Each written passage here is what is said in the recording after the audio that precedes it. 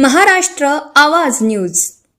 भरधाव ब्रिझा कारची दुचाकीला जोरदार धडक, 4 वर्षांच्या चिमुकल्यासह दुचाकीस्वार जखमी, महामार्गावर खळबळ।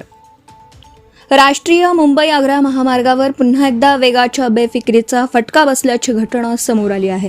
देवळा तालुक्यातील चिंचवड शिवारात शनिवारी सकाळी भरधाव वेगात येणाऱ्या ब्रिझा कारने दुचाकीला जोरदार धडक दिल्याने दुचाकीस्वार व त्यांच्यासोबत असलेला 4 वर्षांचा नातू जखमी झाला।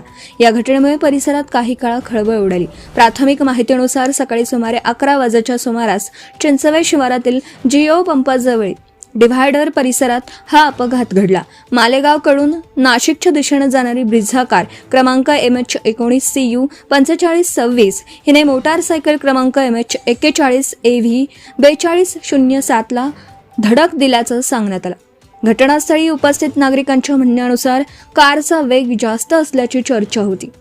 या अपघातात चिंचवड येथील रहिवासी जिभाऊ दादाजी पवार आणि त्यांच्यासोबत असलेला त्यांचा 4 वर्षांचा नातू रस्त्यावर फेकले जाऊन जखमी झाले।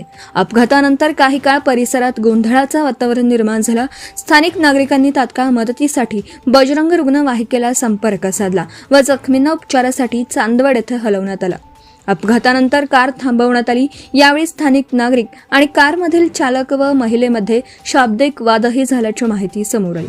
परिस्थिती तणावपूर्ण होत असल्याचं लक्षात येताच देवळा पोलिसांना माहिती देण्यात आली। त्यानंतर सहाय्यक पोलीस निरीक्षक सौनंदा पाटील, नितीन बाराहत्ते व पोलीस पथक घटनास्थळी दाखल झालं। पोलिसांनी परिस्थिती नियंत्रणात आणत पंचनामा करून पुढील कार्यवाही सुरू केली।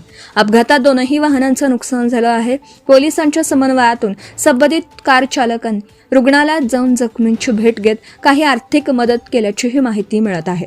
दरम्यान कारमधील चालक व महिलेने वाहन अतिवेगात नव्हतं, आम्ही सतत हॉर्न वाजवत होतो, मात्र दुचाकीस्वारांच्या दुर्लक्षामुळे ही घटना घडली असा दावा केला। या घटनेनंतर वारंवार अपघात घडणाऱ्या या ठिकाणी तातडीने स्पीड ब्रेकर बसवण्याची मागणी ग्रामस्थांनी केली आहे। महामार्गावरील वेगाचा खेळ थांबला नाही तर पुढचा बळी कोणाचा, असा संतप्त सवालही नागरिकांनी उपस्थित केला।